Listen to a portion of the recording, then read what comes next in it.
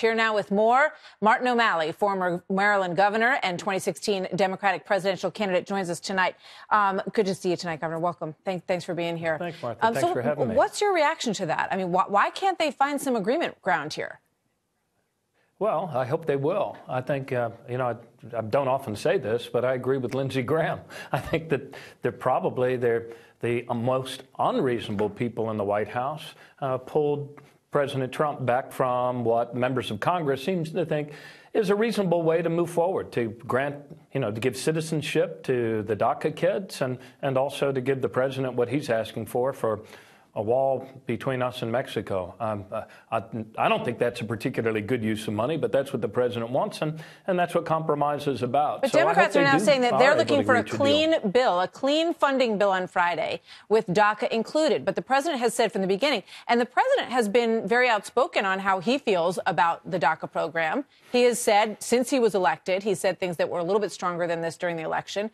But he said, we want to deal with this with love. We want to keep, the kids who are good and who are prospering here in the United States. We want to keep them here. But we want a trade-off. We want border security, which Democrats have said for a very long time they were in favor of stiffening the security at the southern border. So now they're saying they're not willing to do that part.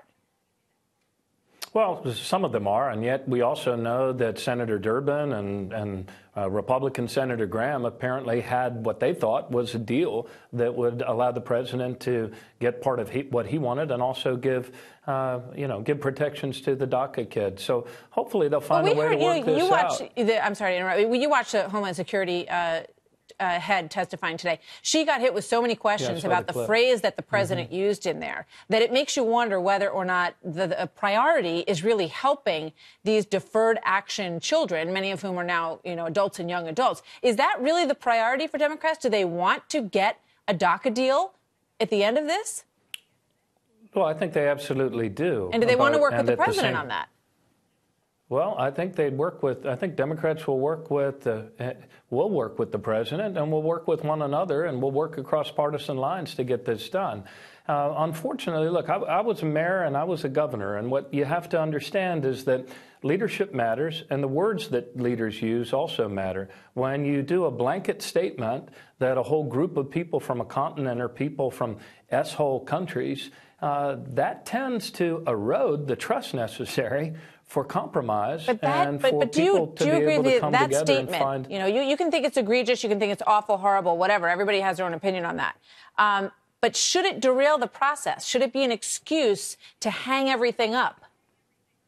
No, I don't think it should be. Look, I have come to expect very, very little from President Trump by way of manners, by way of couth, by way of treating people with dignity and respect. That's a given. He's not going to change. He's in perfect health, supposedly, which means he's only going to get worse. So that's what we're dealing with right now. And we need to, notwithstanding how abusive the president can be and how coarse and what a bad example he is for our kids, we need to find a way to serve the national interest and realize that real people's families hang in the balance here. But here's the problem. Here's the problem, Governor. I understand that your sensibilities are offended by things that the president says. That of course, that's up to you. That's a personal decision. But if you're, the parents of Kate Steinle and you're listening to Democrats say that having supported border security all these years and a stronger fence and a stronger border, that now you're not willing to do that and you'd like to see Republicans have to shut down the government over that issue. Can you imagine how they feel, how their sensibilities are affected by that?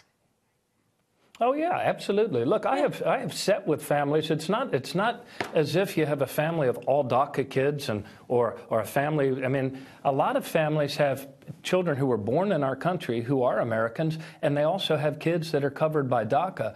I mean, this is affecting very real people. I spoke with a little girl, she was in 8th grade, and every day she goes to school thinking when she comes home, her family's going to have the doors kicked in, and they're going to be gone, and she's going to be here alone. Let's talk about one other issue here, because chain migration, of course they're real people. Chain migration is a big issue here that the White House would like to see. They also want to end the visa lottery system, a recipient of which plowed down a whole group of people and killed them on the West Side Highway, not far from where I am right now.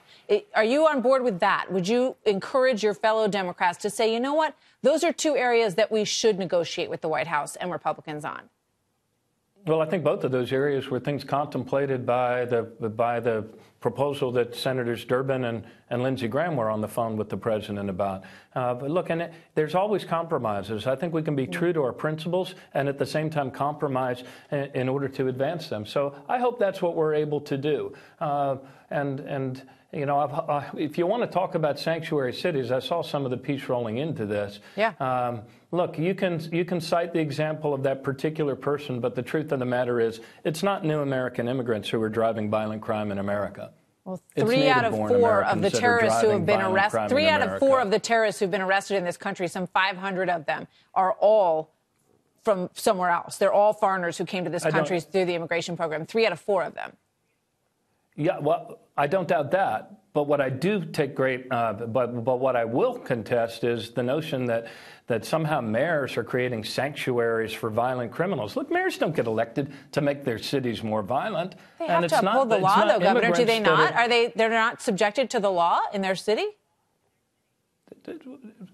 Excuse me? Come again? They have to uphold the laws that with regard to immigration. They're not allowed to subvert the law to allow someone to stay there.